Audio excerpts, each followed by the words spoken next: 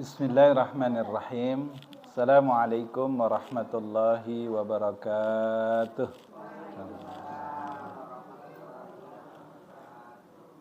Alhamdulillahi rabbil alamin. Alhamdulillahilladzi hadana li hadza wa ma kunna linahtadiya laula an hadanallah. Alhamdulillahilladzi an'ama 'alaina bi ni'matil iman wal islam wal ukhuwah wa hadzal sa'ah. Asyhadu an la ilaha illallah wa asyhadu anna Muhammadan 'abduhu wa rasuluhu la nabiyya ba'dah. Allahumma shalli wa sallim wa barik ala habibina wa syafi'ina wa qiyadatuna wa qudwatuna wa muallimuna Rasulullah Muhammad sallallahu alaihi wasallam wa ala alihi wa sahbihi wa man tabi'ahum bi ihsan ila yaumiddin, amma ba'd. Allahumma inna nas'aluka ilman nafi'an wa rizqan tayyiban wa amalan mutaqabbalan. Allahumma inna na'udzubika min ilmi la yanfa' wa min qalbin la yakhsha wa min nafsin la tasba' wa min du'a'i la yasma'. Ayyuhal hadirun rahimakumullah al-hibbah, abang-abang, ayu dan keluarga semua yang kami muliakan. Alhamdulillah malam ini kita kembali dikumpulkan oleh Allah semua, oleh Allah Subhanahu wa taala dalam majelis ilmu ini. Kata Nabi, majelis ilmu ini salah satu taman di antara taman surga di muka bumi. Mudah-mudahan ini jadi persekot juga untuk kita, ya. Allah Subhanahu wa taala berfirman, ya ayyuhalladzina amanu qu anfusakum wa ahlikum nara. Berkumpulnya kita di sini insyaallah juga dalam kerangka memenuhi panggilan ayat ini, ya Pak. Karena kata Allah, wahai orang-orang yang beriman, qu anfusakum, jagalah dirimu, wa ahlikum, dan keluargamu dari api neraka. Salah satu cara diri kita, salah satu cara menjaga diri kita sendiri dari melakukan kesalahan, juga nanti kelak di akhirat mendapatkan siksa, adalah kita mendidik diri kita sendiri. Mendidik diri kita sendiri. Kalau dalam bahasa Arab itu namanya tarbiyah dzatiyah, mendidik diri sendiri. Nah, kita duduk di sini dapat dua nih, jadi memenuhi panggilan Allah Subhanahu wa taala untuk mendidik diri kita sendiri, diri kita dewek, dan juga bersama-sama masyaallah keluarga nih, ya. Semoga Allah kumpulkan ya keluarga lengkap di surga, ya. Alangkah nikmatnya kalau kaget bertetangguan di surga itu, ya. Amin ya Allah. Oleh karena itu mari juga kita banyak-banyak beristighfar, ya. Dalam hadis, orang yang duduk di dalam majelis ilmu seperti ini, Allah, para malaikat memohonkan ampun, ya. Kita juga, ayo, ketika malaikat memohonkan ampun untuk kita juga sama-sama memulai pertemuan ini dengan banyak-banyak istighfar, dengan menyebut permohonan ampun kepada Allah, ya. Astagfirullahaladzim. Allah menyuruh kita beristighfar itu bukan semata karena kita banyak salah. Kita beristighfar itu bukan semata-mata karena kita ada salah, dak. Karena Allah Subhanahu wa taala memberi perintah, ya ayyuhalladzina amanu tubu ilallahi taubatan nasuha, itu yang dipanggil ya ayyuhalladzina amanu. Bukan ya ayyuhal kafirun, bukan ya ayyuhal murtadun, ya ayyuhal fajirun, ya ayyuhal fasikun. Bukan yang dipanggil wahai orang yang punya banyak dosa, wahai orang yang fasik, wahai orang yang berdusta, wahai orang yang keluar dari perintah Allah, wahai orang yang ingkar. Yang dipanggil di ayat itu ya ayyuhalladzina amanu tubu ilallah, ya, taubatan nasuha. Jadi yang dipanggil di situ adalah semua orang yang merasa, semua orang yang mengaku dirinya beriman. Siapapun dia, apakah dia punya dosa atau tidak, ketika dia beriman maka dipanggil oleh Allah Subhanahu wa taala untuk banyak-banyak memohon ampun kepada Allah Subhanahu wa taala. Karena Nabi sallallahu alaihi wasallam, coba bayangkan Nabi kita yang maksum, yang dijamin masuk surga itu, satu hari minimal 100 kali dalam hadis beliau memohon ampun kepada Allah Subhanahu wa taala. Ya, kita pun juga ya hendaknya begitu ya dah sekalian. Apalagi awak berkumpul bersama seperti ini, sama-sama kita saling mengingatkan, malaikat memohonkan ampun, kita juga sama-sama memohon ampun kepada Allah. Jadi dalam surat ke-24 itu An-Nur, tubu ilallahi jami'an ayyuhal mu'minun la'allakum tuflihun. Mohon ampunlah kamu kepada Allah, tubu ilallah, mohon ampunlah, kembalilah kepada Allah Subhanahu wa taala jami'a, bersama-sama. Masya Allah, sempurna nih Bang Iwan. Yuk Fitri, kita duduk di sini sama-sama jami'an, apalagi keluarga nih. Banyak nampaknya kena ayatnya gitu nih Bang. Masya Allah, mudah-mudahan barakah ya dak. Amin ya rabbal alamin. Baik, Abang Ayu, keluarga semua, izin malam ini saya sengaja mumpung kemarin cerita surat apa terakhir kita Zalzalah ya, Masya Allah, melompat berarti Zalzalah.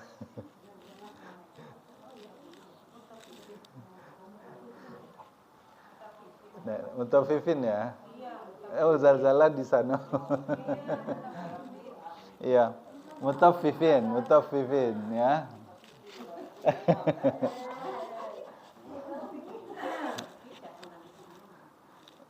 Jadi yuk, terpaksa saya ngajak sekretaris sekarang nih yuk. Karena saya nelpon Maywan pening terus ya kan. Rasa iyo, rasa idak gitu kan. Ini di mana ini kemarin kan?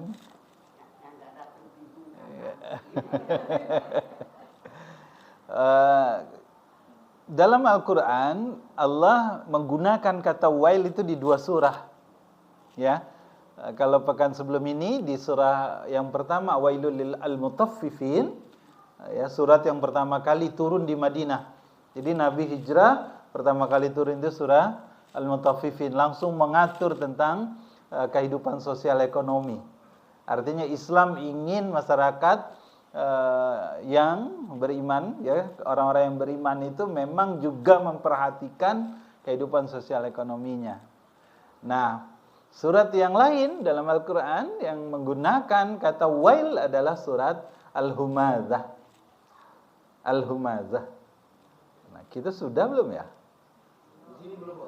Itu yang maka penting saya itu. Iya.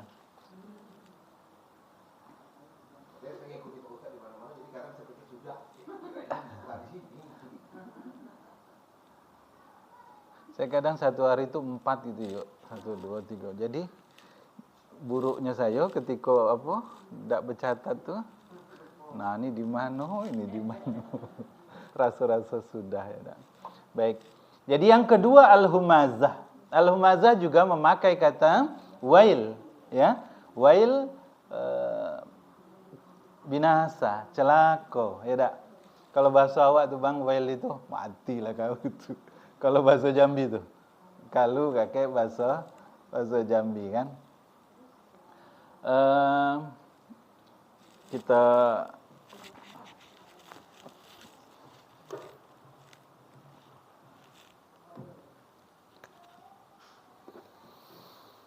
Bismillahirrahmanirrahim.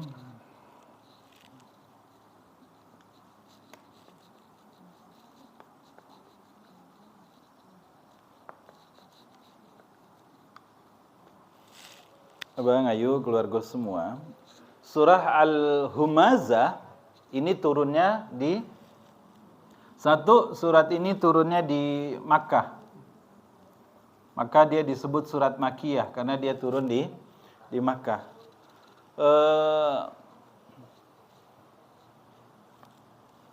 Dia berdasarkan urutan turunnya, ya. Dia ini surah yang ke-32. Kalau berdasarkan urutan turunnya. Kalau kita tengok di Al-Qur'an dia kan urutan ke-104 di belakang sekali. Kalau berdasarkan urutan di mushaf, itu namanya tartibul mushaf. Tapi kalau urutan turunnya dia ke-32. Sebelumnya surah Al-Qiyamah 31, 33-nya surah Al-Mursalat, ya. Nah, surah ini ada 9 ayat. Dia terdiri dari 9 ayat ini.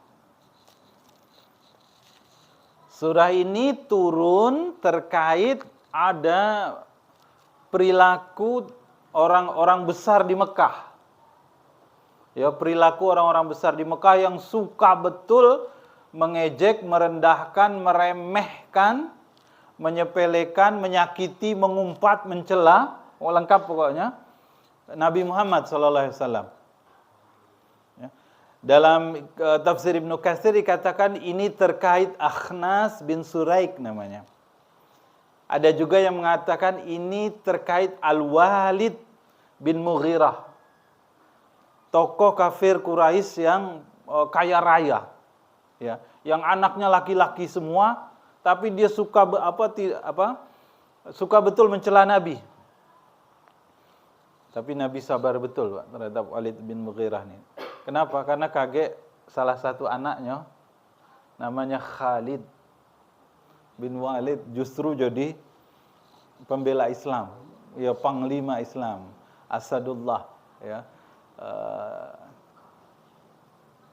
Bukan Asadullah, Saifullah, ya, pedangnya Allah Subhanahu wa taala yang terhunus, okay.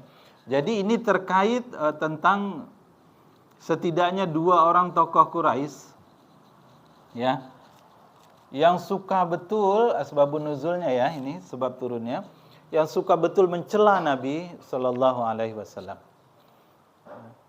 Nah, berikutnya tema besar dari surah Al-Humazah ini, tema besarnya adalah tentang kemarahan Allah Subhanahu wa taala kepada perbuatan suka mengumpat, mencela, ya, kurang lebih lah itu kan, mengumpat. Wailul likulli humadzatil lumadzah itu kalau di dalam kitab terjemah Indonesia itu artinya mengumpat dan mencela, ya. Ya. Jadi ayat ini surah ini berisi tentang kemarahan Allah Subhanahu wa taala atas perilaku orang yang suka mengumpat, mencela, meremehkan orang lain, ya, ngato-ngatoi orang lain. Orang yang tidak bisa menjaga lisannya. Orang yang betul-betul mengikuti syahwatul kalamnya, ya, syahwat ingin terus berbicara, ya. Nah, itu tema besar dari surat Al-Humazah ini, ya. Al-Humazah.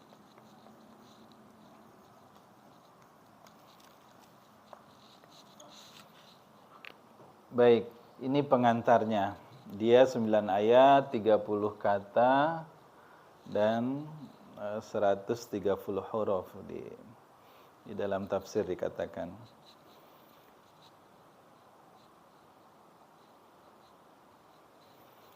Asbabun nuzul sudah. Sekarang mari kita masuk, ya, Bapak Ibu sekalian, 9 ayat ini mudah-mudahan tuntas nih insyaallah. Tidak berpanjang, Pak. Takut juga kalau tidak berpanjang-panjang. Saya tengok minggu lalu panjang-panjang, ibu-ibu ngantuk. Ayo ngantuk. Jadi kini tuh saya rubah cara lah pokoknya. Awak semangat, yang dengarkan enaknya. Kini yang penting singkat, padat, masuk gitu ya, dah selesai. Iya. Jadi ayat ini dimulai dengan kalimat wailun, ya. Wailun. Wailul likulli humazatil lumazah. kita sama nih di waktu pembahasan Al-Mutaffifin sudah bahas ini ya, bahwa tapi saya ulang sedikit tidak apa-apa. Yang pertama, wailun ini adalah nama tempat. Saya mulai dari belakang dulu kalau dalam tafsir itu. Nama salah satu tempat di dalam mana batas pengen kayak tertulis itu. Kayak sampai ke dinding. Jadi wailun ini nama salah satu bi'run, ya, ada dua pendapat. Ada yang mengatakan lembah di neraka jahanam, ya. Ada yang mengatakan tafsir lain dia bi'run, sumur di neraka jahanam yang ada tutupnya. Ya, yang kalau dia dibuka gitu kan.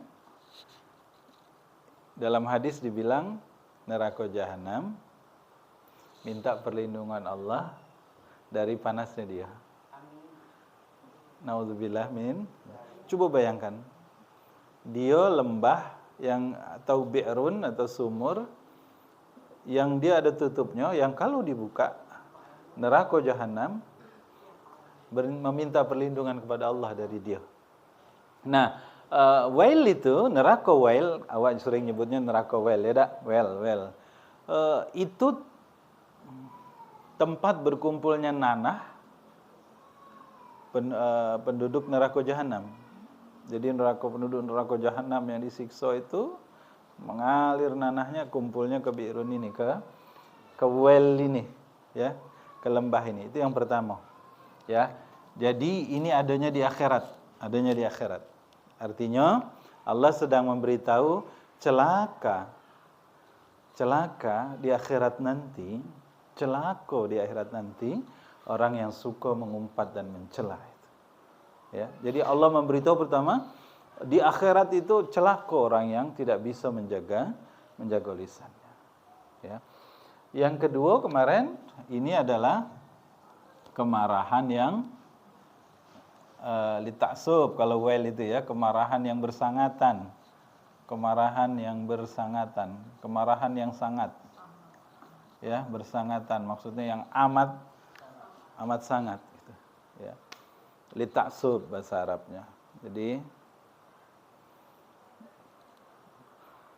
di mana kita pernah nengok orang marah bersangatan, tidak? Kalau nyari contohnya nggak tahu orang pula. Astagfirullah.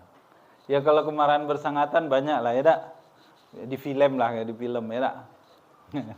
marah karena ada orang, ada anak diunjuk tahu, bukannya malah nerimo, dikasih tahu bahwa dia salah, bukannya nerimo, malah diam, menunjuk tahu 2 kali, yo ke yo baik, tapi tidak berubah. 4 kali malah melawan dia, 5 kali malah dia pula yang nak ngejar gitu. Nah, kalau dengan orang yang seperti itu marahnya itu bersangatan, maka wail. Kalau bahasa awak celako kau gitu. Kalau kata bahasa Jerman itu yuk modar kan. Ya. Mati gitu lah, matilah kau gitu ya tak? Ya, kemarahan yang bersangatan. Yang ketiga ini maknanya adalah penyesalan, ya. Lil hasrah. Penyesalan atas sesuatu yang sudah terjadi, ya, yang tidak bisa diperbaiki. Contohnya kemarin waktu Mutaffifin itu adalah orang yang marah talak 3 ya tak? Iya bang, lagi marah dia kan lepas kontrol, talak 3. Lah dingin, lah perut, lah diunjuk makan, segala makan enak kan. Baru tu pikir Allah, aku masih cinta, cuma anak aku. Iya. Tidak rujuk, tidak bisa lagi, sudah. Itu namanya hasrah. Menyesal sekali, ya. Itu makna wail. Nah, yang ingin saya tambahkan pada pertemuan ini, tengok ini. Jadi Domah tain ini,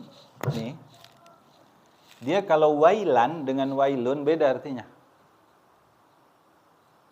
Kalau wailan itu artinya sementara.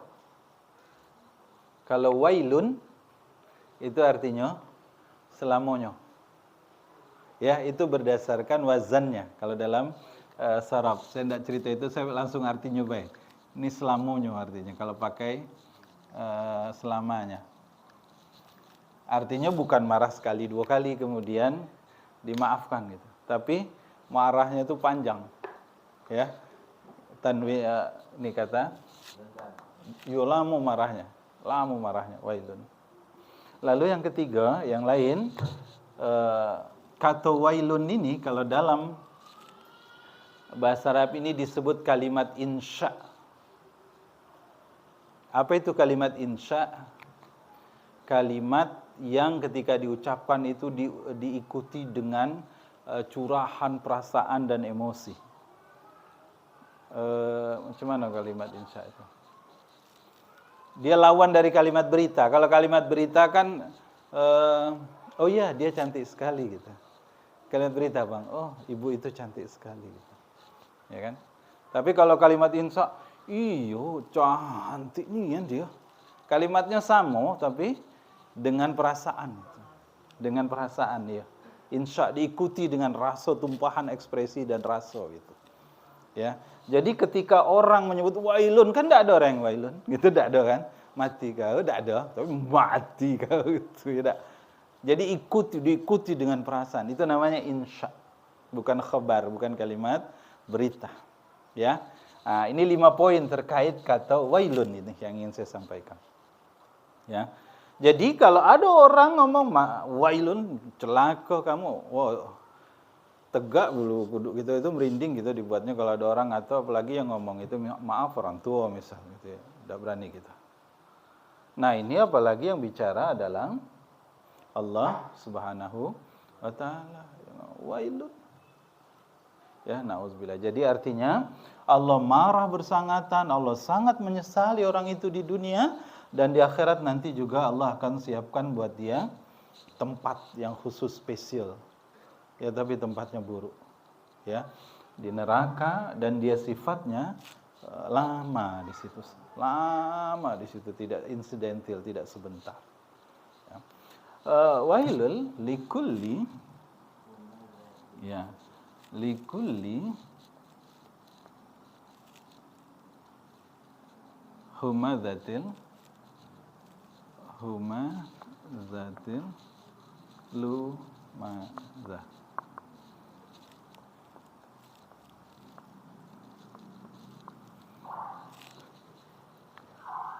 Berikutnya, li ini artinya bagi, untuk ya.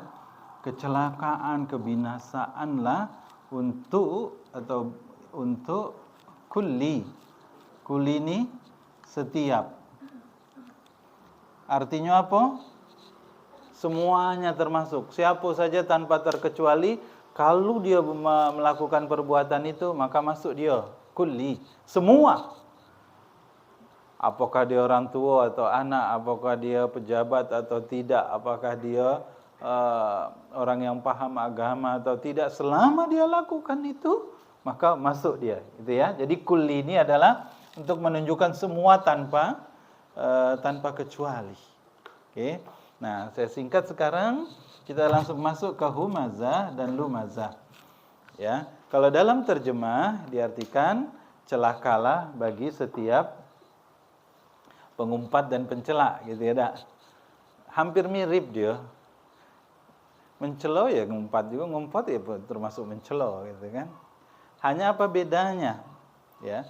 Intinya kedua kalimat ini adalah kedua kata ini, humazah dan lumazah, dia sama-sama menceritakan keburukan orang, menceritakan aib orang, menceritakan kekurangan orang, yang jika orang itu mendengar dia tidak suka.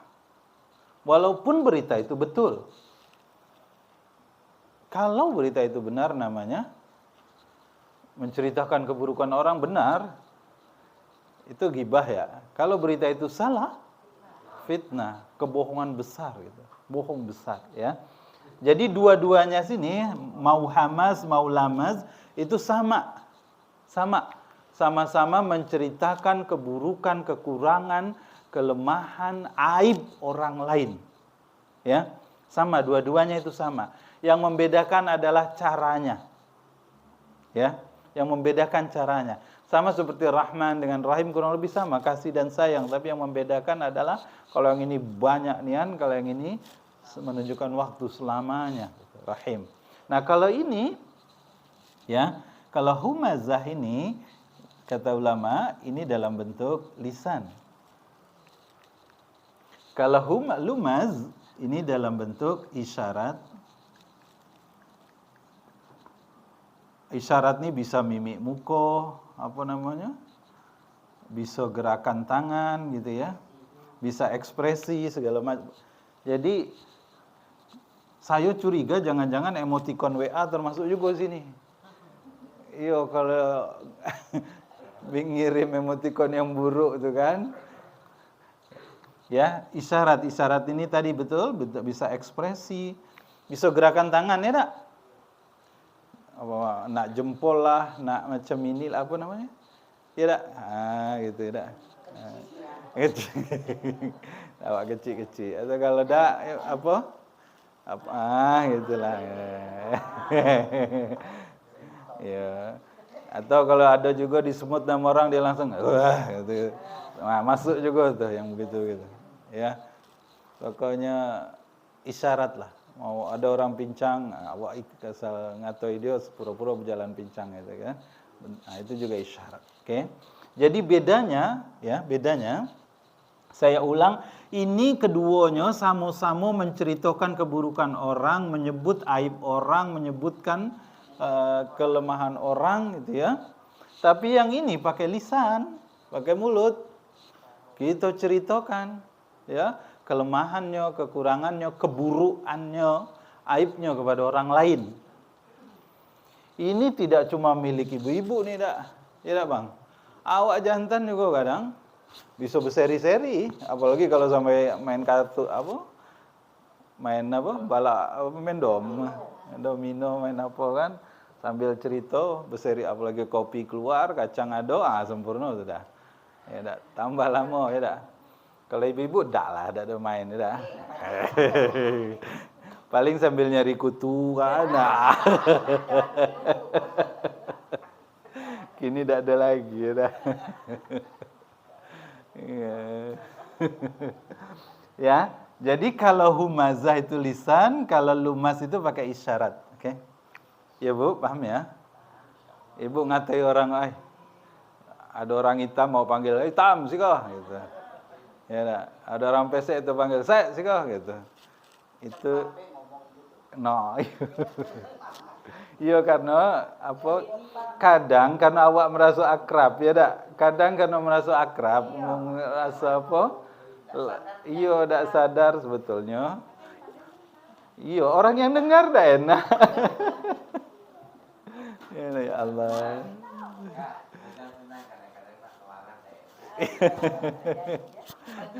Sudahnya balas lagi sudah kan, sudah. Oke. Ikut lagi cerita gitu. Iya, ya dak. Awak kurus panggil Dut. Nah, awak gemuk panggil Dut. Woi, kalau perempuan dikata apa? Awak sudah perawatan ya dak. Anak gadis, ya Allah, saya anak gadisnya 3 soalnya ya. Jadi saya tak mau lagi ngomong gemuk nian kau gitu. Dak. Kenapa? Awak yang sarah yuk. Dia minta beli ini supaya banyak nian permintaannya sudah. Iya. Ya.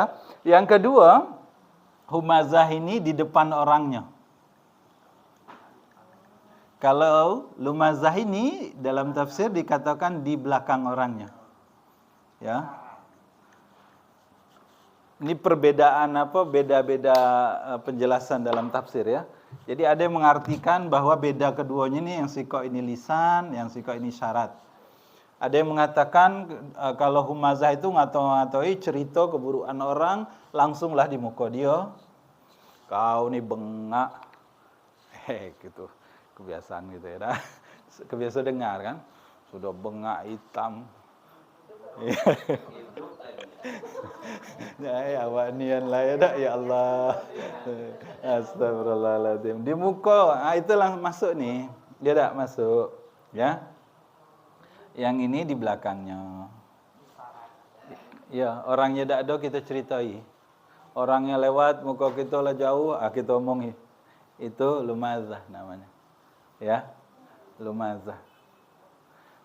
Cuma untungnya, kalau coba bayangkan ini, celaka tempatnya di neraka, Allah marah nian, Allah menyesali nian, dan pemarahan dan penyesalan Allah kepada dia itu lama sekali untuk orang yang suka ngato-ngatai orang dengan lisan ataupun dengan isyarat di depan orangnya atau di belakang orangnya. Ya tak? Tapi untungnya di sini ditulis ada huruf ta nih. Ya. Seperti humazah itu, ya. Humazah ini orang yang suka mencela itu hamazah namanya, ya. Orang yang banyak sekali hamazah. Orang yang banyak sekali mencela dan dia profesional. Kalau bahasa kini itu yuk bazar yuk. Bazar itu kalau bahasa Arabnya nih hamazah. Memang tugasnya dibayar dia untuk ngato-ngatoi orang nih, ya. Ini profesional dia menikmati profesinya ini, itu hamazah. Tapi kalau humazah, nih ditambah huruf ta belakangnya, ta ini menunjukkan orang yang sering, sukonian, sering, banyak, banyak, maksud banyak sering maksudnya ya, sering nian dia ngato-ngatai orang, sering nian, itu maksud huruf ta di belakangnya nih.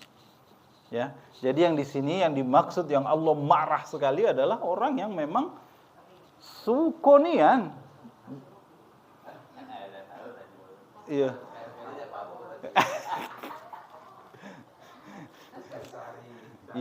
Iya. Tapi tidak apa-apa tempatnya mungkin bukan di sini ya dah. Kalau yang sekali-sekali kaget di surat Al-Hujurat. Maukah kamu memakan daging bangkai? Itu yang sekali makan entah macam mana pula rasanya ya.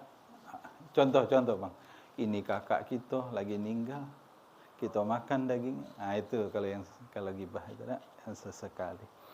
Ada semuanya, ada pasalnya rupanya kala-kala. Ada. Lah, ini jadi sama seperti orang yang banyak dosa fajir, ya tak? Kalau banyak nian dosanya fujjara, ya. Tapi kalau dia kalau dia sering nian berbuat dosa, fajarah. Perbuatan baik bahasa Arabnya bir. Orang yang suka berbuat baik namanya abrar. Tapi yang berbuat baiknya sangat banyak namanya bararah. Gitu. Nah, ini juga begini. Jadi di sini tak ini ada artinya. Sering, banyak nian, suko nian dia. Ya. Jadi hati-hati kalau zaman kita kecil-kecil tuh nonton film Unyil ada ibu-ibu yang spesial nian ngata-ngati orang, siapalah dulu tuh ya.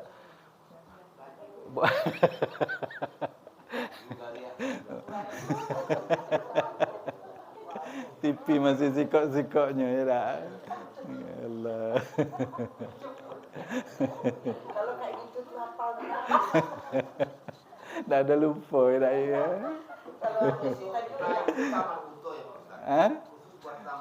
Ya, tamar buto banyak dia sama. Jadi makanya yang saya cerita waktu kita bahas Al-Asr kemarin, salihat tak biasa. Kalau sempat tak marbuto seluruh amal saleh. Tapi tidak, ya nak. Oke. Ini ayat pertama ya. Jadi kata Allah, di sini Allah menjelaskan betapa Allah marah sekali. Allah sangat menyesali. Bahkan Allah menyiapkan tempatnya nanti di neraka, bukan sekedar neraka, spesial pula di dalam lembah di neraka jahanam gitu. Untuk siapa? Untuk orang yang tidak bisa betul menjaga lisannya. Untuk orang yang suka ngato-ngatai orang, mencela orang, mengumpat baik di depan ataupun di belakangnya, baik dengan kata-kata ataupun dengan gerakan tubuh, mimik muka, ekspresi atau yang lain, itu isyarat. Ya. Jadi Allah marah itu. Jadi inilah indahnya, maka terbayang itu kalau dalam Islam itu cerita akhlak mulia memang dahsyat Islam itu. Ya tak? Awak kadang-kadang merendahkan ya kualitas, buat kita enak lah kadang ngato-ngatai kawan, saling main gitu ya tak? Karena ya yang ngajari juga dulu mungkin ya tak? Ada yang nyontoi juga gitu dulu tuh ya tak? Yang nyontoinya ini yang jadi Kadang-kadang padek dewek tapi tetap baik karena lamun lanyu bos sekali terasa rupanya enak ya tak? Iya, ntar lebih padek pula gitu ya. Baik. Ini ayat 1. Ayat 2-nya, siapa orang yang cenderung, ayat 2 dan 3 dia bercerita tentang orang yang cenderung berbuat ngato-ngatai orang. Jadi dijelaskan dalam ayat surah ini, siapa orang yang suka mencela, mengatai-ngatai, mengumpat orang, menceritakan keburukan orang lain itu, di sini dikatakan alladzi jama'a, yaitu orang yang jama'a ini mengumpulkan ya. Jama'a malau wa'addada. Okey. Siapa orang yang suka mencela, siapa orang yang suka ngata-ngatai orang, yaitu di ayat ini dikatakan orang yang suka mengumpulkan harta, artinya orang yang punya kelebihan kalau bahasa sederhananya tuh, ya. Orang yang punya kelebihan harta, maka dia cenderung suka ngata-ngatai orang, galak nian dia meremehkan orang yang di bawahnya. Ya tak? Maksudnya apa? Coba kalau ada contoh asisten rumah tangga, pembantu lah ya tak, di rumah. Siapa yang galak mencela tuh? Tuannya apa pembantunya? Tuannya yang punya. Bos, ya tak? Kalau di pabrik, di perusahaan, di tempat-tempat kerja, bos lah yang galak. Apalagi kita nih, kerja kalau dengan maaf orang kita Tionghoa ini kan kadang mulutnya ampun, ya. Karena dia merasa lebih enak baik dia. Kadang bukan cuma ngato-ngato, pakai tangan, pakai kaki. Ya tak puas dia. Entahlah. Nah, ya. Jadi di sini diberitahu orang yang cenderung suka meremehkan orang lain, merendahkan orang lain, ngato-ngato orang lain, mengumpat, mencela. Salah satunya adalah orang yang cinta pada dunia. Ya. Orang yang suka betul mengumpulkan harta dan menghitung-hitungnya. Dia merasa dengan hartanya itu bahwa dia punya, bisa ngatur galo-galo. Dengan harta, pokoknya orang, jadi ayat ini memberitahu orang yang merasa lebih dari orang lain. Yang punya duit lebih, dia galak nian ngata-ngatai orang yang di bawah dia. Yang punya pangkat lebih, galak nian. Tak ada ajudan marahi, ada ajudan wali kota, ajudan bupati marahi bupati. Tak kan?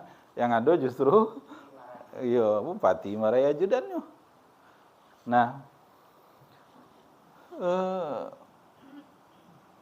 belum saya sudah. Jadi ada juga orang yang merasa lebih cantik. Pokoknya merasa yuk lebih dari orang. Kalau jantan merasa lebih gagah, ya tak? Waalaikumsalam.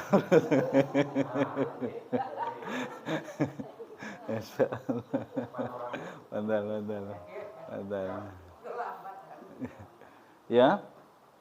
Jadi ayat ini dia bilang allazi jama'a itu mengumpulkan, ya. Tapi yang menarik Abang ayo semua, Allah di sini ketika menyebut harta nih malan. Malan itu kata tunggal. Ya, kata benda tunggal bukan jamak. Jamaknya itu amwal.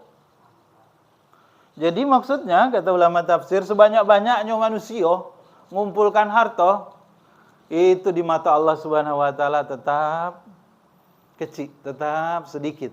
Ya, tetap tidak ada nilainya di sisi Allah. Karena malan ini kalau pakai ilmu bahasa Arab itu jumlahnya antara 10 sampai 99. Tetap sedikit di sisi Allah Subhanahu wa taala. Walaupun awak lah ngumpulkan terus gitu ya. Dan kita hitung-hitung terus. Wah, hari ini tanah aku 6 tumbuk, tahun sekian lah jadi setengah hektar, tahun sekian lah jadi 2 hektar. Mobil aku kemarin sikok gini 2 ya dak bang. Rumah dulu sikok gini 2. Rumahnya baik.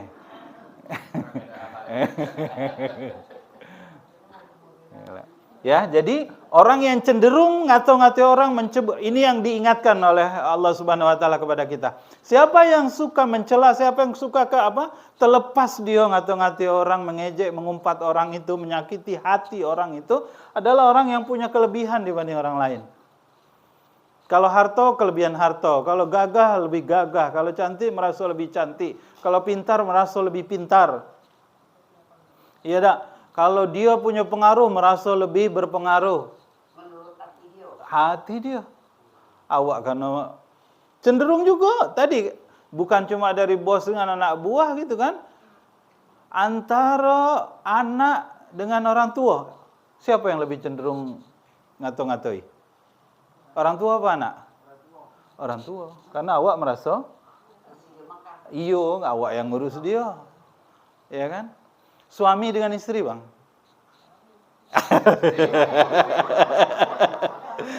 Padek nih, cepat nih anak iyo. Iya. Kadang relatif juga itu, relatif beda tergantung siapa. Kalau istri Jadi siapa yang merasa lebih, dialah yang kadang cenderung itu. Ya, jadi hati-hati dengan perasaan kita dewek. Awak merasa lebih tadi itu, merasa lebih hebat, merasa lebih kaya, merasa lebih pintar, merasa lebih tua. Orang yang merasa lebih itu, ya, dia merasa tadi timbul nih sifat suka mencela, mengumpat, ngata-ngatai orang itu tadi ya. Nah, allazi jam'a malahu wa 'addada, dan dia suka menghitungnya. Awak punya hari ini tengok m-banking, besok ya kalau awak bertoko sore ni hitung, besok pagi cek lagi. Sudah ngeceknya, nak tidur tengok lagi, hitung lagi gitu kan. Galak nian ngitung. Belum bisa tidur kalau belum hitung. Iya. Bunyi apa? Pokoknya kalau ngitung nambah bisa padek gitu ya dak. Iya, bagi itu yang susah gitu. Ngalak lu. Baik. Allazi jama'a malahu wa 'addadah. Orang yang suka mengumpulkan harta itu dan dia memang punya harta, yahsabu anna malahu akhladah. Yahsabu, dia mengira, dia menyangka bahwa sungguh malahu, harta dia itu akan membuat dia kekal. Maksudnya apa? Maksud ayat 3 ini, banyak orang yang merasa dengan harta itu maka dia bisa menjamin kehidupan masa depannya. Dengan harta itulah kehidupan anaknya akan terjamin. Maka dia kumpul harta itu, dia hitung-hitunglah cukup dak nih untuk 7 keturunan. Iya tak? Ya Bang Iwan. Katanya Bang Iwan 7 turunan kayo. Tapi abang turunan 8. Ya. Ya sabu, banyak orang mengira dengan hartanya, dan ini kita nian banyak nih.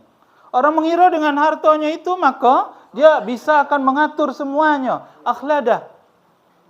Oh, baru lahir anak. Ini dak, baru punya anak. Kita lah terpikir, kaget sekolahnya macam mana ya? Bajunya macam mana ya?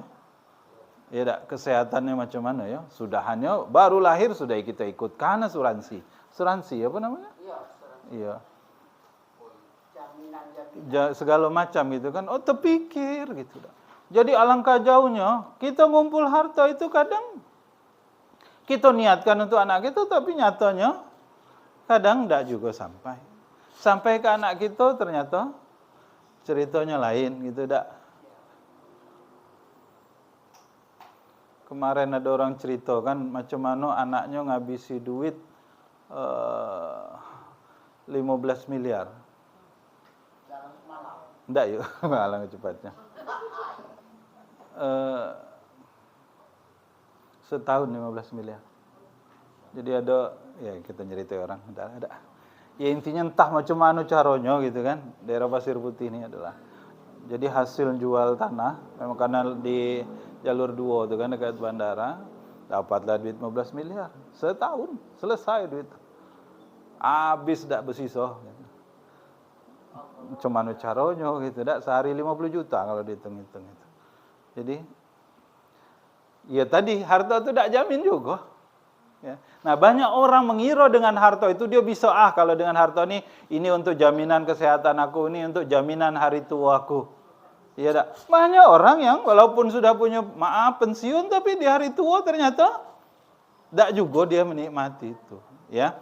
Nah balik ke sini, jadi harta itu, jadi balik cenderung orang yang cinta pada harta, orang yang cinta pada dunia kadang-kadang cara berpikirnya jadi salah. Padahal yang menentukan masa depan itu Allah, bukan harta. Ayat ini mencela orang, ya. Ayat ini memberitahu orang yang cenderung tadi ngato-ngatai orang, merendahkan orang, menceritakan keburukan orang adalah orang yang cinta dunia, orang yang banyak harta, yang dia merasa dengan hartanya itu maka terjamin kehidupan dia. Ternyata tidak juga. Ada kemarin sampai Covid nih kan, 2000 baru 2 tahun lah. Ada orang kayu Jambi ini kan, pajak sudah zaman Covid, orang pajak ngejar 10 miliar dia pajak dia, orang kayu Jambi nih. Terpaksa berjual tanah deh. Akhirnya sekarang usahanya tutup. Itulah tadi dak namanya harta. Ya, siapa yang tahu? Tidak ada yang abadi. Oke, lah balik. Kalau kita jangan cerita hartanya deh, ya dak. Rasanya kita insyaallah mudah-mudahan bisa jaga diri ya dak. Yang susah tuh kalau banyak dititipi itu yang susah. Yang dititipi sedang-sedang, banyak-banyak dikit tuh rasanya masih bisa lah ngontrol ya dak. Iya beda nih. Intinya jangan orang balik sebab Allah memberitahu sebab orang berperilaku merendahkan orang, mencela orang. Tadi salah satunya karena dia merasa lebih, merasa mampu ya di dunia nih. Entah mampu karena uang, entah mampu karena jabatan, entah mampu karena pengaruh, entah mampu karena keturunan dan sebagainya. Nah, ayat berikutnya kata Allah Subhanahu wa taala ayat 4, ya sabu annama lahu akhladah. Kalla kata Allah. Kalla, jangan begitu. Ya, kalla itu artinya jangan, sekali-kali jangan. Kalla, jangan sekali-sekali. Jangan kata Allah. Ya, jangan seperti itu. Jangan mencela orang. Jangan cinta kepada harta itu sedemikian rupa. Loh, tidak mau bantu orang itu jangan kata Allah. Dihitung-hitung nian, bantu orang perhitungan nian. Itu kan, isi dompet merah, biru. Abu-abu, pas datang kasihan abu-abu kan. Abu-abu masih tengok juga nolnya ini yang 3 atau yang 4 nih gitu kan. Allah. Nah kata Allah kalla jangan la yumbadzanna fil khutamah. Perhatikan. Jangan seperti itu. Karena orang yang seperti itu kata Allah Subhanahu wa taala la di situ artinya akan pasti. Ya. Nabaza la yumbadzanna nabaza. Ya. Orang yang tadi nih suka mencela, mengata-ngatai orang nanti pasti la yumba ya. Itu kata dasarnya nabaza, la yumbadzanna fil itu. La yumbadzanna itu kata dasarnya adalah nabaza. Nabaza ini artinya dilempar. Dilempar. Dalam bahasa Arab, dilempar itu ada 2. Ya. Ada toroha, ada nabaza. Kalau ya, jadi dalam bahasa Arab melempar itu ada 2. Ada toroha, ada nabaza. Kalau nabaza ini melempar dengan maksud merendahkan. Melempar karena awak lah tak butuh lagi, dicampakkan itulah. Kalau ada orang dicampakkan itu bahasa Arabnya nabaza itu. Ya. Oh, ini tidak ada gunanya lagi nih. Jadi dilempar dengan maksud untuk dihinakan, itu nabadha. Kalau toroha dilempar tapi letaknya pelan-pelan atau sembunyi-sembunyi melemparnya. Kenapa? Karena masih memuliakan, masih menghormati. Tapi kalau nabadha ini melempar dengan maksud untuk menghinakan dan terang-terangan gitu. Merendahkan gitu. Itu kata nabadha. Iya. Jadi betul-betul mencampakkan di muka orang lain itu kan untuk menunjukkan kepada orang lain bahwa tak ada guna nih. Untuk dihinakan, untuk direndahkan. Nah Allah pakai kata nabazah untuk orang yang humazah, lumazah ini. Bukan pakai kata toroha. Ya. Jadi Allah pasti akan campakkan dia, Allah akan lemparkan dia dengan cara yang menghinakan. Ya. Fil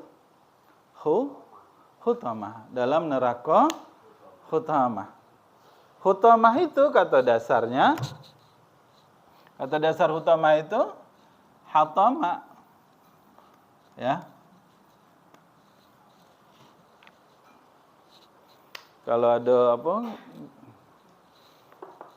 misal bendo ini kan, dia kan ada kaca nih, atau gelas lah, gelas kaca gitu tuh, atau mangkok gitu itu.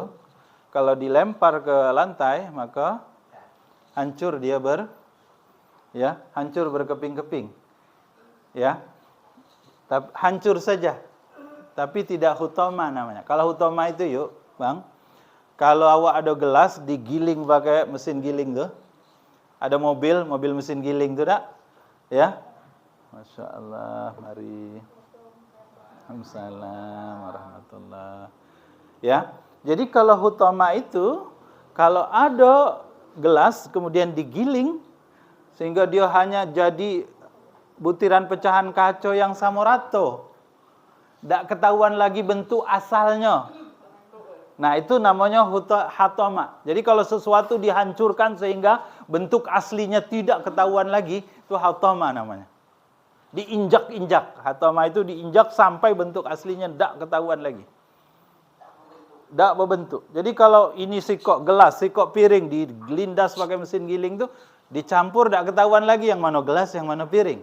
Bentuk aslinya tak ketahuan.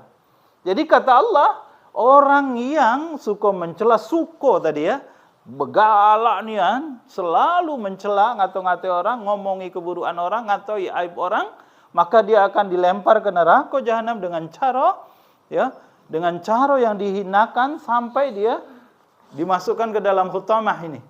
Neraka yang menghancurkan, meremukkan dia. Tak berbentuk lagi. Tak berbentuk. Maka dalam surat Hutama itu Nabi Sulaiman ya, ketika dia lewat sebuah lembah kan di surat An-Naml diceritakan. Dia lewat lembah, lalu ada ratu semut yang ini bukan Mama Gupron tapi ya, ratu semut Allah ceritakan itu kan yang mengatakan waqalat namlatu. Ya, berkata ratu semut bahwa pasukan Nabi Sulaiman akan masuk. Maka kata beliau itu, layah batona, semua masuk. Kenapa? Sebab kalau tidak dia akan layah batona, akan membuat kita remuk gitu. Itu diteliti kemudian kata-kata itu oleh para ilmuwan. Kenapa semut kok hatama gitu? Emang semut ada pecah, ada bentuk, ada kerangkanya atau ada bagian kerasnya gitu. Oh, ternyata setelah diteliti betul. Ternyata semut walaupun kecil, bagian kepalanya itu bentuk kaca yang kalau dipecahi, pecah dia.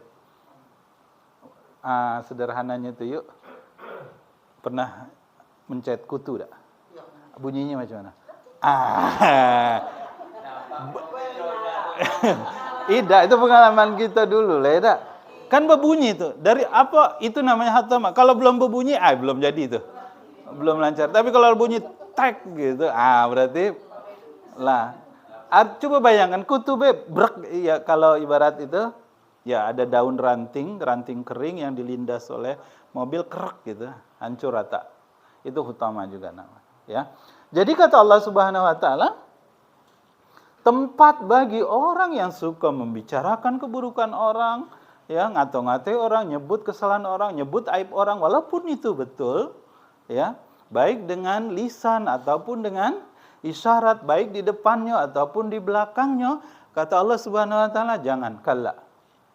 Sekali-kali jangan lakukan itu. Ingat ya. Jangan. Allah pakai kata kalla, jangan. La yumbadanna, nanti kamu akan dilemparkan dengan cara yang dihinakan, dengan cara direndahkan sampai kamu masuk ke neraka hutama. Ya. Baik, ini ayat 5. Sekarang cepat dah yuk, ayat 5 gitu kan. Kapan saya menjelaskan ayat 1 setengah jam? Sudah tak ada lagi lah, sudah selesai. Ya. Nah, sekarang kita masuk ke ayat berikutnya. Ini yang penting untuk kita perhatikan.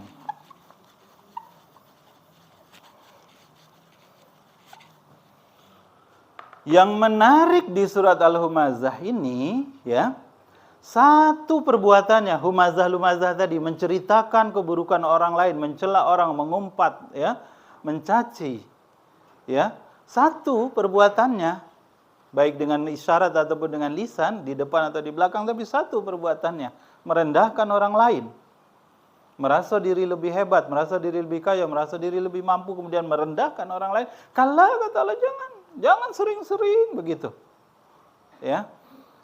Dia akan Allah masukkan ke hutama. Sekarang Allah ceritakan hutamanya. Jadi menarik, satu perbuatannya tetapi Allah Allah jelaskan, ya, tempat dia itu detail sekali. Ya. Ayat 6-nya itu kalla la yumbadzanna fil hutamah, ya, maaf, wa ma adra kamal hutamah, dan tahukah kamu apa itu hutamah? Kalau Al-Quran pakai kata wa ma adraka, itu artinya istifham, kalimat tanya yang tidak perlu jawaban. Kenapa? Karena kita tidak akan bisa menjawab. Kalau dalam Al-Quran pakai kata ma yudrika, bukan ma adraka, tapi ma yudrika, itu berarti kita bisa jawabnya, manusia bisa jawabnya. Tapi kalau wa ma adraka, tidak tahu kita kecuali diberitahu. Ya, al-qari'ah mal qari'ah wa ma adraka mal qari'ah. Kita tidak akan pernah tahu seperti apa nanti qari'ah itu. Al-haqqah mal haqqah wa ma adraka mal haqqah. Kita tidak akan tahu itu, ya, kalau tidak diberitahu. Sama di sini, wa ma adraka mal hutamah. Dan tahukah kamu apa itu hutamah? Ya, makanya Allah jawab di ayat yang ke-6-nya. Yang pertama, ya, ciri-ciri neraka hutamah itu Allah jelaskan ini, ya. 1 ayat 6,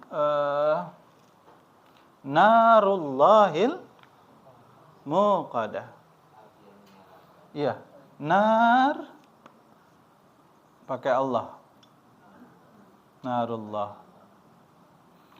Narullah, api Allah, api yang dinyalakan.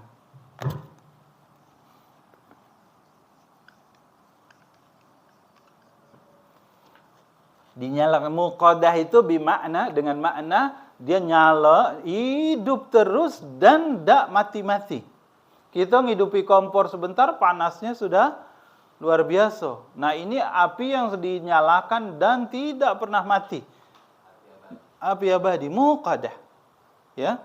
Dan kalau dalam hadis itu dijelaskan 1000 tahun dipanaskan, warnanya menjadi merah. 1000 tahun dipanaskan lagi, kemudian warnanya menjadi putih.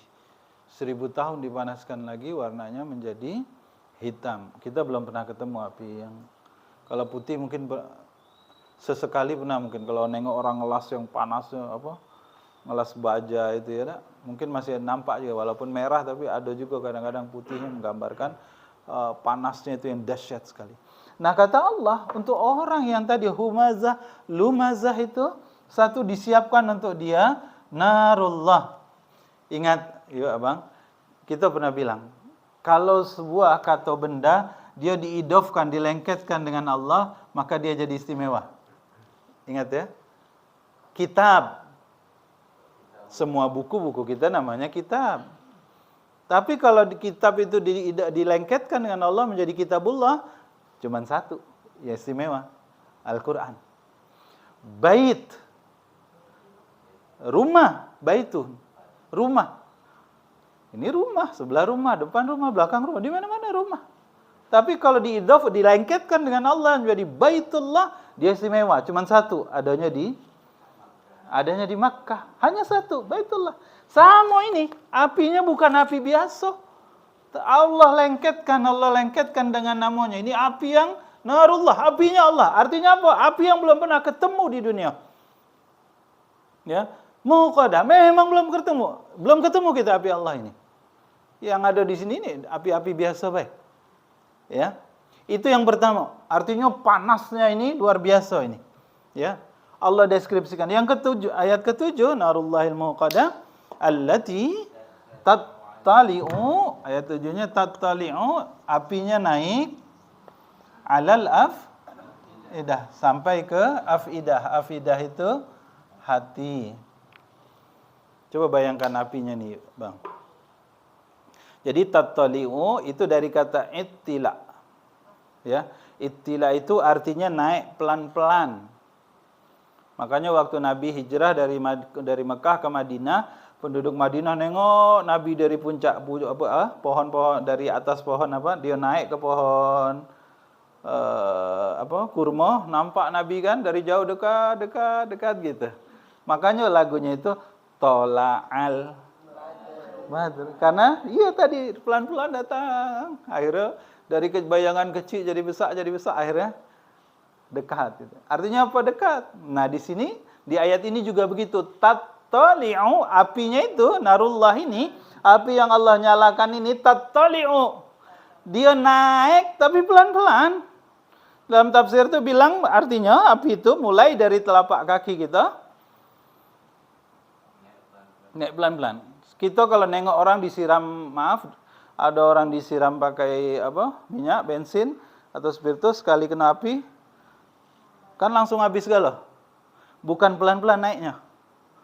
Nah, kalau ini tattali'u, jadi pelan-pelan sesudah terbakar seluruh tapak kaki kita ini, naik dia secara fisik ke mata kaki. Kalau sekaligus enak mati langsung. Iya. Jadi dari telapak kaki naik ke mata kaki naik ke betis kita naik ke lutut, dari lutut naik ke paha kita, dari paha naik ke pinggang kita, dari pinggang naik ke dada, dari dada naik ke leher, dari leher naik ke begitu. Makanya jadi maksud kata tattali'u, naik pelan-pelan nabi itu. Ya. Dan yang menakutkan di sini yang harus kita perhatikan adalah tattali'u alal afidah, sampai ke fuada. Fuad itu hati. Fuad itu konkret apa abstrak? Hati itu konkret apa abstrak? Kalau fuada abstrak. Maksudnya apa? Hati, perasaan, pikiran. Jadi dia tidak hanya membakar fisik kita, tapi juga membakar hati kita gitu. Seolah-olah Allah pengen kasih tahu, dulu kamu di dunia dengan kata-kata kamu yang menyakiti, merendahkan, meremehkan, ngejek orang, ngatai orang, sakit hati orang itu. Maka di hutama hati kamu itu dibalas gitu. Rasa sakit orang itu kamu dapatkan lagi gitu. Itu maksud tattali'u di afidah. Jadi tidak hanya membakar fisiknya, tapi juga membakar hati dan perasaannya gitu. Sampai hal yang sifatnya abstrak. Buat kita kan hati itu abstrak, tidak ada bentuknya gitu. Bukan lever ini ya, bukan apa? Dalam bentuk apa? Ya fisiknya. Iya, organ. Jadi detail sekali, maaf sekali lagi detail ini Allah menjelaskan ini. Naik pelan-pelan gitu kan, dengan yang sepanas-panas tidak itu. Padahal yang sepanas itu biasanya cepat gitu ya. Yang panas itu cepat, tapi ini ittila, tattali'u. Kayak matahari terbit tuh, kayak bulan purnama naik. Kan pelan gitu. Ya. Berikutnya neraka utama ini Allah katakan di ayat 8, innaha alaihim muqsadah. Muqsadah itu artinya tertutup rapat.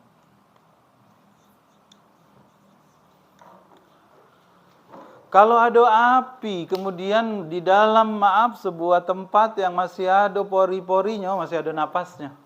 Ya enggak, masih keluar berarti panasnya. Nah, ini diceritakan Hutamah itu neraka yang tertutup rapat. Satu tafsir menjelaskan seperti awak kalau bakar aspal di dalam drum itu, kan ya enggak, kita nak ngaspal, aspalnya nak diencerkan lagi, maka dia dibakar di dalam drum itu. Tidak ada aspal itu, tidak ada sama sekali porinya, tidak ada celah untuk keluar dia. Ya, itu pendapat pertama. Jadi tertutup rapat, tidak ada sama sekali akan berkurang panasnya. Justru yang ada adalah semakin panas. Bahasa kita tuh yuk open yuk. Ya, kita masuki ayam dalam open tuh, tampilan luarnya tidak ada rusak. Ya, bentuk itulah. Tetapi di dalamnya, iya sudah hancur belur, sudah babak belur, sudah hancur galuh gitu. Iya, cocok. Elok, iya agak lembut dikit lah presto, ya dah. Artinya muqsadah itu mewakili itu, ya dah. Yang lain mengatakan muqsadah itu dia bangun tempat yang ada pintunya, tapi pintunya sangat tinggi, yang kita berharap bisa naik ke pintu itu, tapi tidak bisa karena pintunya tinggi dan tertutup. Kita berusaha ngejar, tapi dia tertutup rapat, tidak bisa. Betul-betul tidak bisa ada. Ya kalau ada dekat sini mungkin masih nak coba kita dorong gitu. Ya tak, kalau di biasa-biasa nak kita tidak bisa kita dorong, kita cari alat bantu, linggis segala macam. Kalau ini tempatnya tinggi, jadi harapan tinggal harapan gitu. Ya. Innaha alaihim muqsadah, tertutup rapat. Yang keempat, ciri-ciri neraka muqsadah itu Allah gambarkan fi amadim mumaddadah. Di dalamnya ada amad, imaduddin, ya. As-salatu imaduddin. Salat itu adalah tiang agama. Di sini imad fi amadim mumaddadah. Mumaddadah itu dari kata mad asli, mad tabi'i, mad artinya panjang. Kalau mumaddadah panjang sekali yang tidak ada ujungnya. Jadi di sana ada tiang-tiang, ada dua, saya baca dalam tafsir ada dua penjelasan. Ada yang mengatakan tiang orang, ya setiap penduduk neraka Hutamah itu dia diikat dan dia ingin lepas, lalu ya seperti apa bang, kalau ada tiang kita dikebat gitu, coba dikejar ya nyari berharap ada ujungnya, tapi ternyata mumaddadah, tidak ada ujungnya. Ada juga yang mengatakan karena ada pintu di atas, dia coba naik ke atas, maka dipanjatnya tiang itu tidak pernah sampai ke ujung. Ya tak? Fi amadim mumaddadah. Di dalamnya ada tiang-tiang yang sangat panjang. Oke. Coba bayangkan ini, Bang Ayu, keluarga semua. Jarang Allah menyebut satu kesalahan pakai satu ayat, tapi Allah jelaskan balasannya itu sampai 4 ayat. Dengan gambaran yang deskriptif sekali, nah jelas sekali gitu. Ya, jelas sekali. Maka ayolah hadirun rahimakumullah, Abang Ayu, keluarga semua. Nih, balik ke ayat 1 tadi.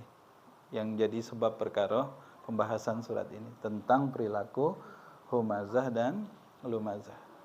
Ngomongi orang, mengomongi keburukan orang, ngomongi aib orang, ngomongi kesalahan orang, walaupun betul itu dilakukan, ya tapi terlalu sering dibicarakan, suka betul dia membicarakan, kata Allah tempatnya Hutamah.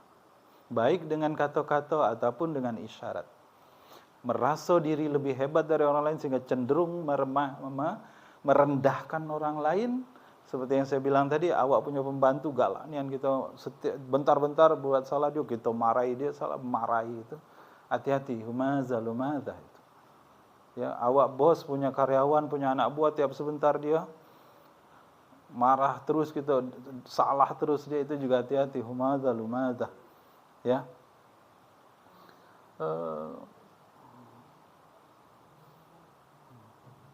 Sebagai penutup, makanya Nabi sallallahu alaihi wasallam, ya, Nabi mengatakan, "Man kana yu'minu billahi wal yaumil akhir falyaqul khairan au liyasmut."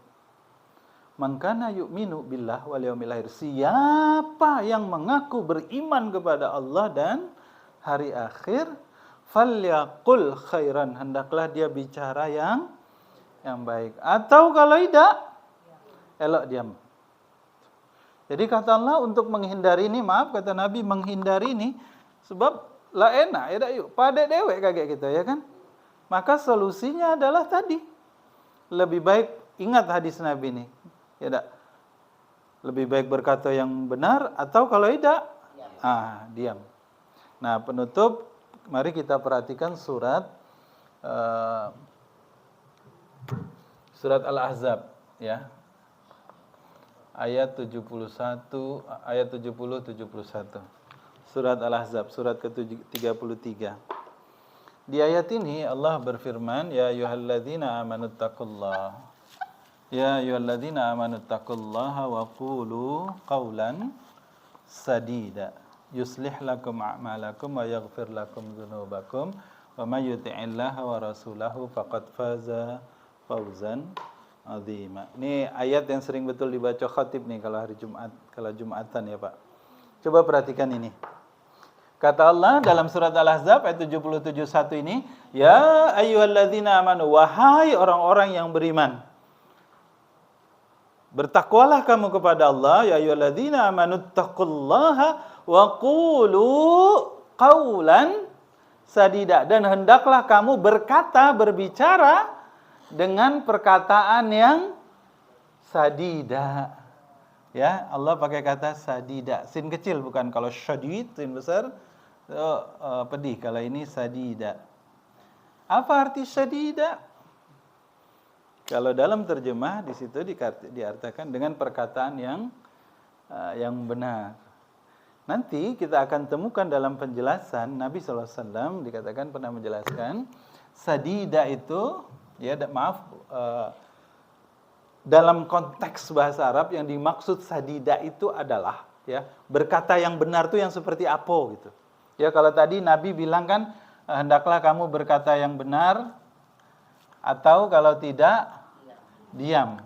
Nah, sekarang atau kalau tidak diam gitu ya. Nah, sekarang kalau berkata yang benar tuh seperti apa? Allah jelaskan dalam surat Al-Ahzab ayat 77:1 ini. Wa qulu qawlan sadida. Macam mana perkataan yang benar itu? Nabi bilang, bukan Nabi, salah saya. Dalam kaidah bahasa Arab, sadida itu satu pilihan katanya baik. Itu tadi yuk kita cerita, oi hitam, oi. Apa kalau kita nyebut kawan kita pincang nih kalau kecil-kecil. Dulu kita kecil-kecil kadang ya dak, mungkin karena awak dak tengkak gitu. Ya.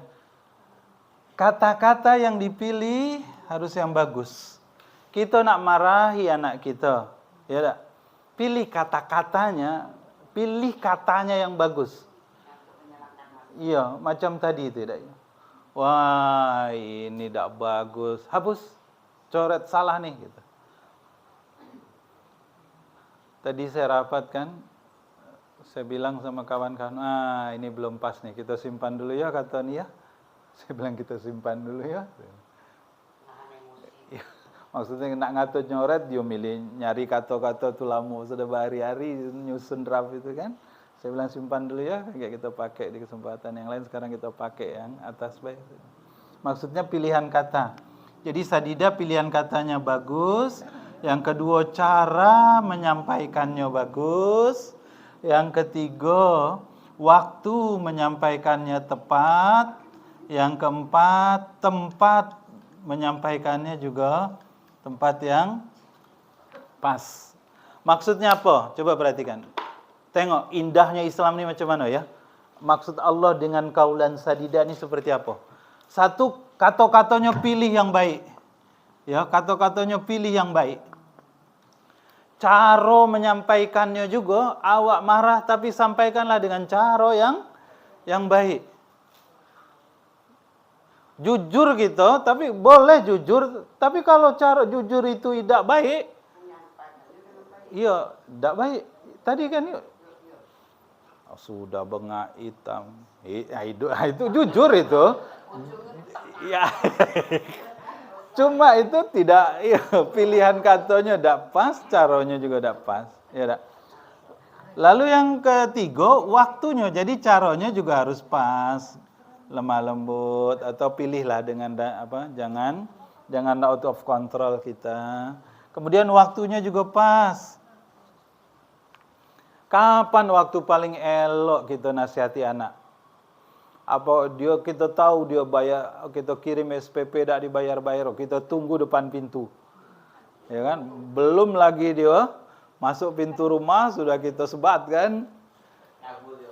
Kabur. Tapi coba dia datang, apa kabarnya? Makan dulu ya, sudah kita ajak makan, kita hidang. Ini kan waktu nih. Ya tak, sudah kita hidang lah makan, baru kita ajak dia bercakap. Insyaallah ya berunding. Bakso Jambinya tidak, berunding sudah makan. Itu maksudnya. Waktunya. Sama kalau macam kita berkeluarga nih. Kapan berunding yang paling elok antara suami dan istri? Satu sesudah makan, yang kedua dalam perjalanan, yang ketiga di kamar. Ya kan? Sudah selesai seluruh hajat kita. Itu kan waktu yang diajarkan oleh Nabi. Yang keempat, tempatnya. Sadida itu juga termasuk tempat. Maksud tempat apa? Kita tahu gitu anak kita salah, kita marahi. Tapi kita marahinya di muka umum, di depan orang lain. Apa yang terjadi? Melawan dia. Iya tak? Karena sudah daripada tidak ada orang yang mau kesalahannya itu diumbar di depan orang lain. Tak ada. Awak pun mungkin macam itu, tak bang ya? Kalau ada orang marahi kita depan umum, urusan belakangan salah benar. Yang penting peci dulu. Misal ya tak?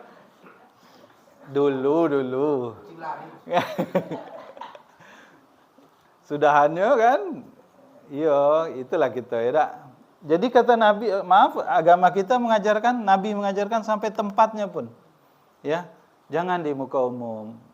Ajak dia berdua, bercakap berdua yang tidak ada orang dengar gitu kan. Atau kita butuh untuk menasihati orang, memarahi orang atau menegur orang, kita butuh orang yang dia segani, berarti kita bawa dia ke tempat orang yang diseganinya. Jadi ini yang dimaksud kaulan sadida itu. Ya, jadi bukan hanya sekedar baik, bukan hanya sekedar benar. Jadi sadida itu benarlah gitu. Nak negur orang benar caranya, tapi tetap katanya diperhatikan, caranya elok, waktunya pas, tempatnya juga tidak salah gitu. Ya, itu namanya sadida. Ya. Nah, abang, ayo keluarga semua jadi penutup. Ayo. Inti surat ini adalah menjaga lisan. Ayo mulai sekarang kita sudah mengkaji surat ini, kita ingat-ingatnya. Kita ingat-ingatnya nih, ya. Daripada awak saro kaget di well, ya tak? Masuk ke neraka well tadi itu. Nauzubillah min zalik. Allah marah, Allah menyesali kita, Allah kecewa dengan kita. Lebih baik sekarang elok-elok. Ayo kita jaga. Mulai sekarang ni kalau nak marah anak, marahi siapapun, adik, marahi orang yang lebih muda, kita pikir-pikir lagi gitu. Apalagi menyebut kesalahan dia, aib dia tadi ya, baik dengan isyarat, dengan kata-kata, di depan dia, di belakang dia, atau apalagi di hadapan orang banyak. Wallahu a'lam bishawab. Demikian yang bisa kami sampaikan. Semoga bermanfaat. Subhanakallahumma wabihamdika asyhadu an la ilaha illa anta astaghfiruka wa atubu ilaik. Assalamualaikum warahmatullahi wabarakatuh.